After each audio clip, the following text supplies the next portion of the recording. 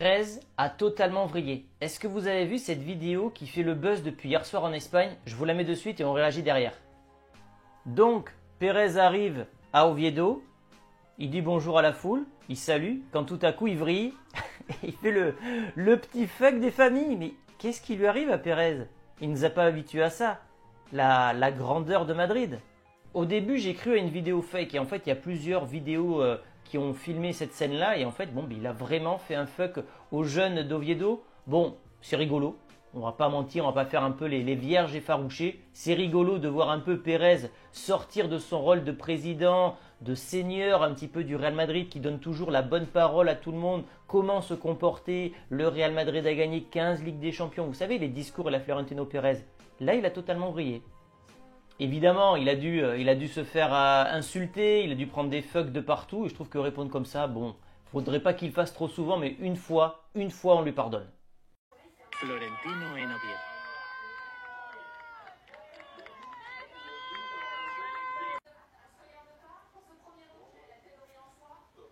En fait, Pérez, c'est le gars de la street.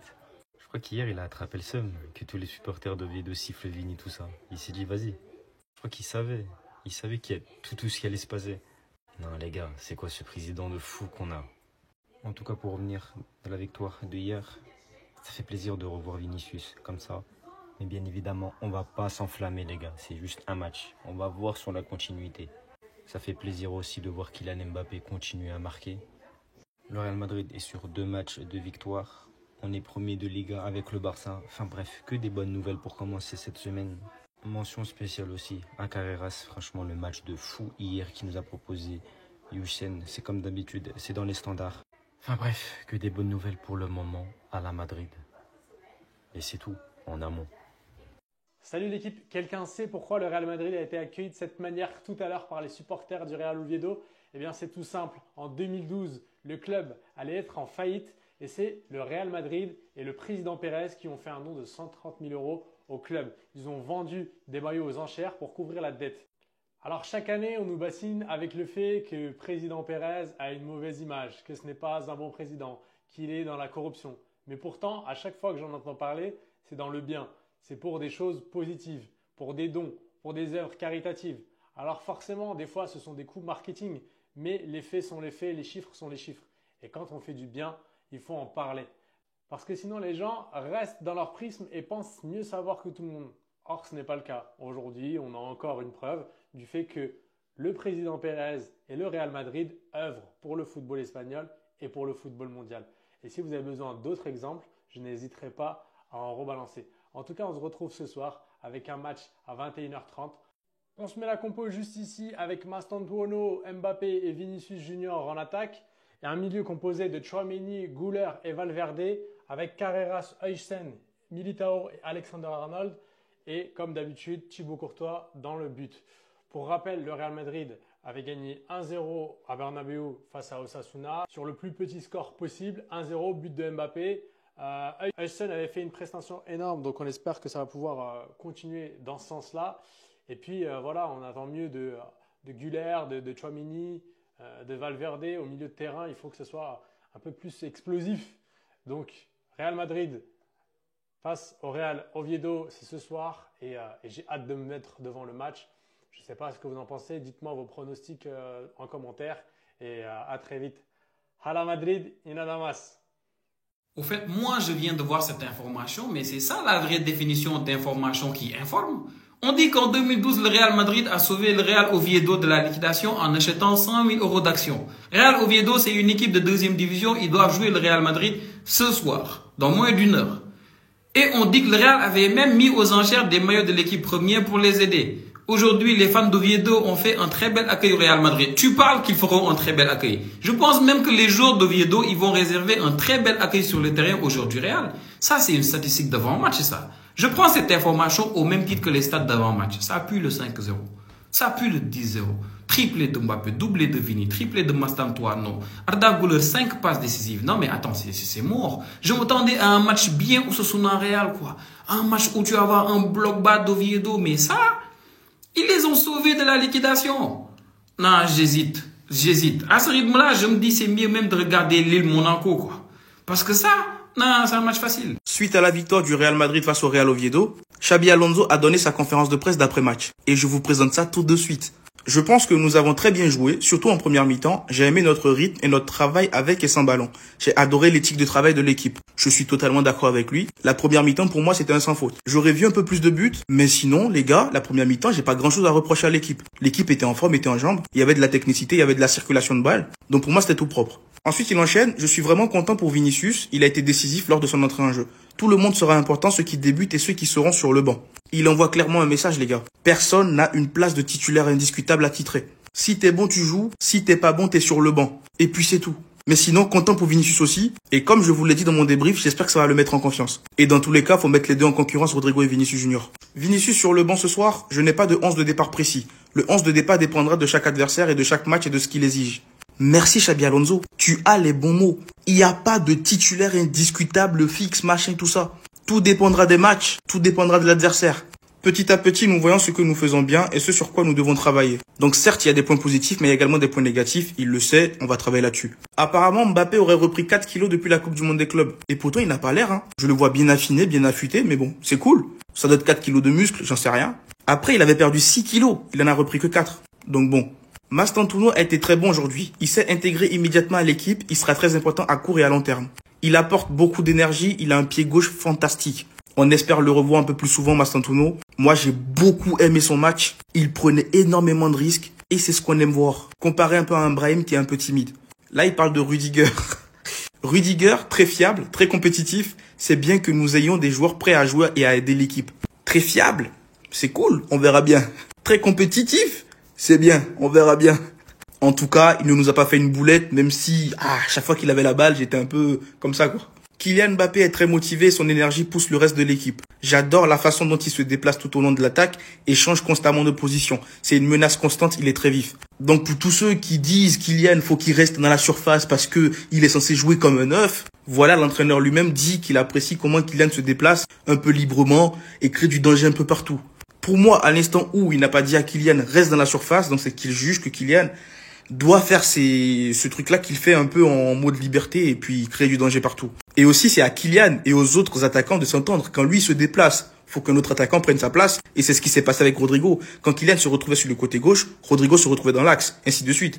Et pour finir, Rodrigo a joué un bon match. J'ai bien aimé son match. Rodrigo est l'un d'entre nous. Nous avons besoin de tous les joueurs. Merci pour ces mots. Rodrigo, je suis d'accord, il a fait un bon match. Il lui manquait que le but et la passe D ou la passe D. Et on espère qu'il va gagner un peu plus en confiance. Et comme je l'ai dit, il faut qu'il reste en concurrence avec Vinicius. Mais sinon, bref, dites-moi ce que vous avez pensé de la conférence de presse d'Alonso dans les commentaires. Et surtout, pour ne rien louper, je vous le redis les gars, ça se passe ici.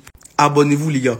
Conférence de presse d'après-match de Xabi Alonso après la victoire 3-0 face au Real Oviedo, c'est maintenant. On se résume tout ce qu'il a dit. Je pense que nous avons très bien joué, surtout en première mi-temps. J'ai aimé notre rythme et notre travail avec et sans ballon. J'ai adoré l'éthique de travail de l'équipe. Je suis vraiment content pour Vini. Il a été décisif lors de son entrée en jeu. Tout le monde sera important, ceux qui débutent et ceux qui sont sur le banc. Pourquoi Vinicius était sur le banc ce soir? Je n'ai pas de 11 de départ précis. Le 11 de départ dépendra de chaque adversaire, de chaque match et de ce qu'il exige. Petit à petit, nous voyons ce que nous faisons de bien et ce sur quoi nous devons travailler. Mbappé a repris 4 kilos depuis la Coupe du Monde des clubs, là où il était tombé malade. Mastantuono a été très bon aujourd'hui, il s'est intégré immédiatement à l'équipe, il sera très important à court et à long terme, il apporte beaucoup d'énergie et il a un pied gauche fantastique. Concernant Rudiger, il est très fiable, très compétitif, c'est bien que nous ayons des joueurs prêts à jouer et à aider l'équipe. Kylian Mbappé est très motivé et son énergie pousse le reste de l'équipe. J'adore la façon dont il se déplace tout au long de l'attaque et change constamment de position.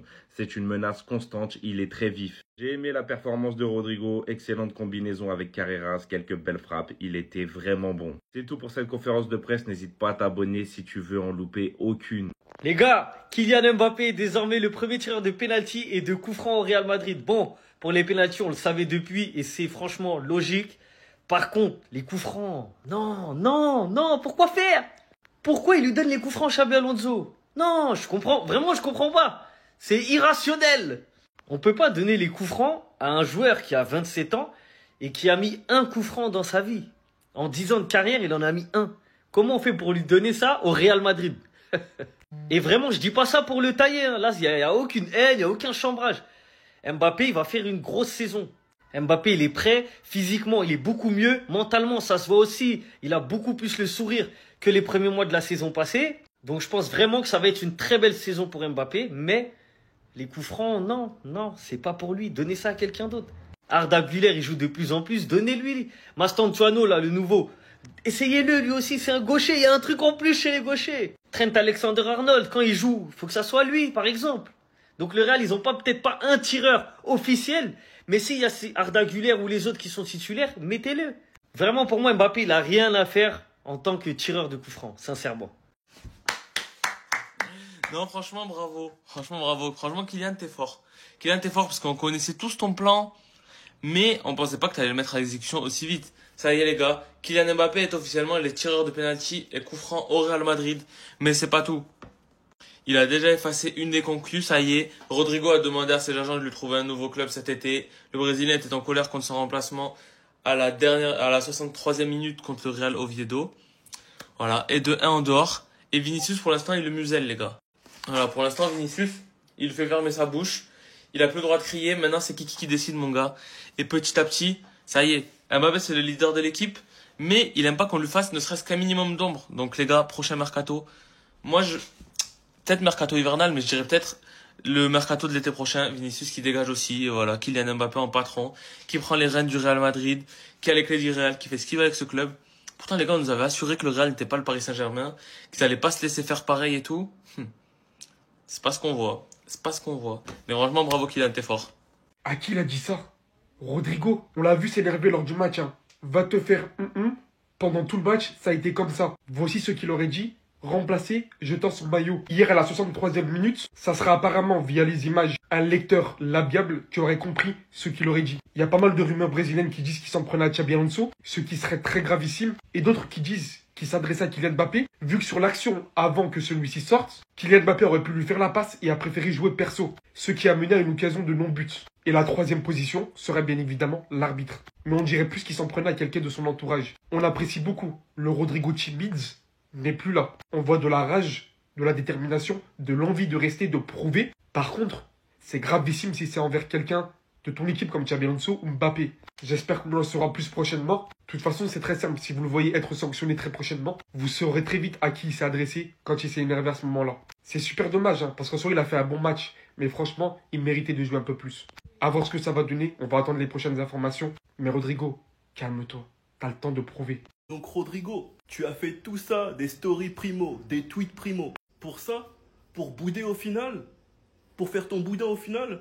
Pour jeter ton maillot? Parce qu'au final, voilà comment ça s'est transformé. Vinicius démarre sur le banc, il fait même des bisous aux supporters qui étaient en train de le siffler. Il rentre, un but, une passe D. Il nous a montré le Vinicius qu'on connaît tous. Le Vinicius qui énerve les Barcelonais mais qui est trop fort. Le Vinicius qui a de la bouche, qui est problématique, qui est arrogant, qui cherche, mais qui est trop fort au football.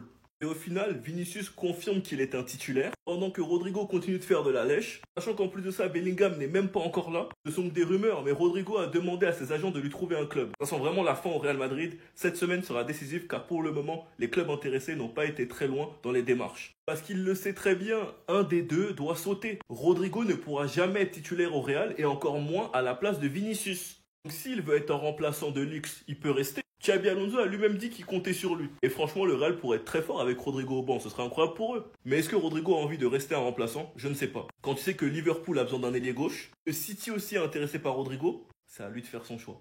Sinon, vous les gars, vous en pensez quoi? Quand même, sur son impatience, on nul. Bon les gars, on a vu la sortie de Rodrigo, on a vu qu'il n'était pas content, pas du tout. Mais les amis, ce qu'il a sorti, j'espère que c'est pas pour Alonso parce que sinon tes jours ils sont comptés à Real et Rodrigo. Tu peux faire tes valises, c'est finito. Moi je sais que ceux qui étaient à côté là, ils ont très bien compris, ils ont très bien entendu. Certes c'est du portugais, mais ça ressemble énormément à de l'espagnol. Les amis, en gros, Rodrigo, il a dit, va te faire foutre. Oui, il a dit ça, va te faire foutre. À chaque fois, c'est la même chose. Et à la fin, il a rajouté, va te faire enculer. Ah, en tout cas, j'espère que c'est pas pour Alonso, encore une fois, parce que sinon, c'est finito pour toi. Pourtant, il a sorti une bonne prestation. Et après, on a vu la rentrée de Vinicius. Très bien. Très, très bien. La différence, c'est que Rodrigo, il n'a pas staté. Vinicius, il a staté. Les gars, le fait d'avoir les deux comme ça, c'est que du bénéfice pour le Real. Les amis, imaginez, toute la saison, on a les deux à gauche. Ce match-là, Rodrigo, il rentre, il est performant. Le match d'après, titulaire. Vinicius, il va rentrer performant. Le match d'après, titulaire. Les gars, si c'est comme ça toute la saison, moi, je dis oui tout de suite. C'est que du bénéfice pour le Real. Mais, encore une fois, Rodrigo, ce qu'il t'a dit, non, ça se dit pas. Ça se dit pas.